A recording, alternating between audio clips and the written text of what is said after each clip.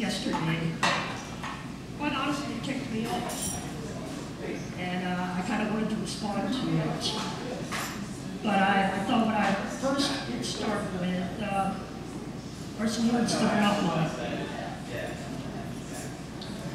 Matter of fact, the following words were spoken by others in their last moments.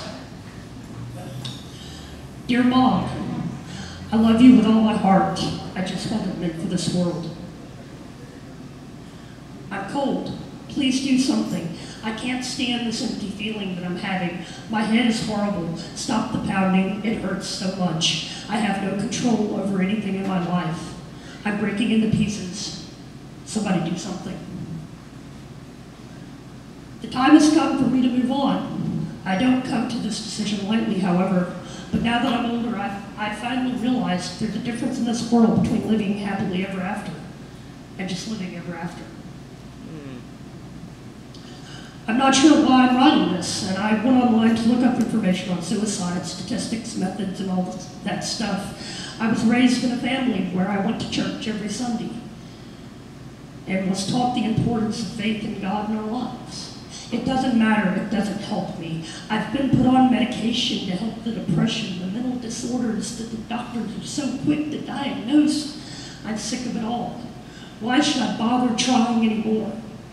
I'm not even afraid of dying. I'm not afraid of pain. I just want to live this world. Please pray for me.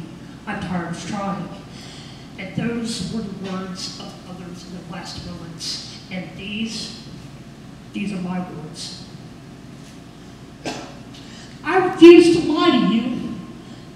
There will be no words, no platitudes seen on office posters, and most importantly, no dismissal of where you sit in that turned as darkness.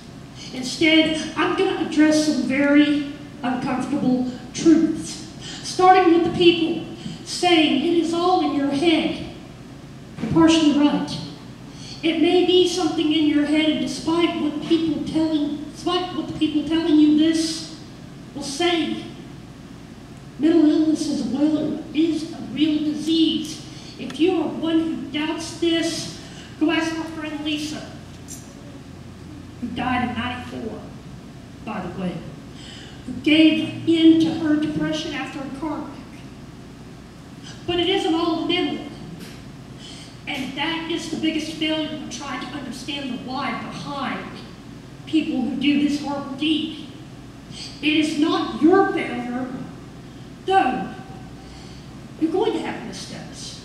And there will be people who will not only misunderstand those missteps, but will rush to judgment at the slightest hint of such a misstep. Don't worry, it's nothing personal.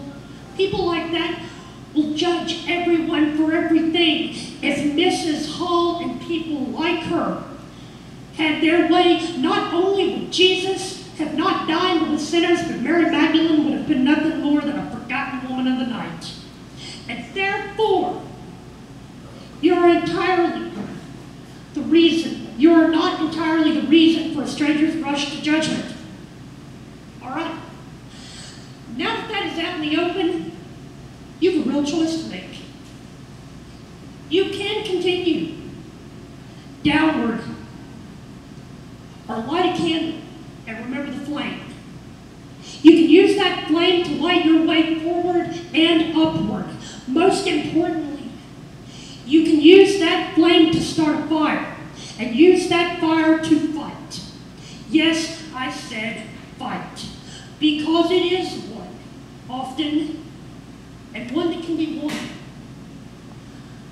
Fight against the people who, like Mrs. Hall, would rush to judge, against the people who may deny you even had those emotions that brought you here, or maybe an illness that won't let you leave. And weapons for this fight? You have options. A pen and paper or computer keyboard. Rather it's a blog or writing poetry. You have a voice. Rather it's singing, debating, or simply communicating. You have your hands. and options from playing music to fighting in mixed martial arts. And most importantly, you do have friends. You do have people who have been in that same darkness, downwards the same spiral, who survived. They fought and they won.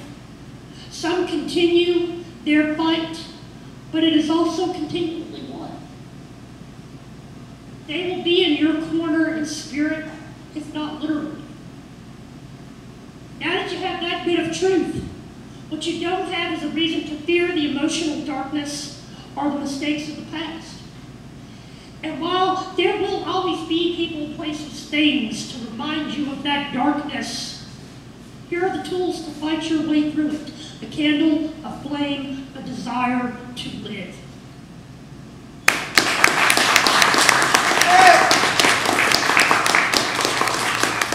I may share one other anecdote. This guy, some people in here might have heard of, named Henry Rollins. I don't know if anybody knows him, but we've got one gentleman.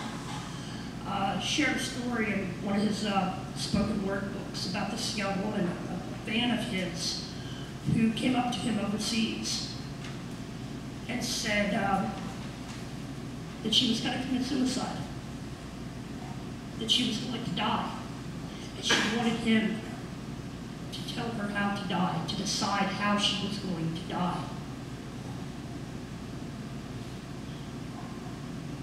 He looked at her very calmly, and he said, of old age.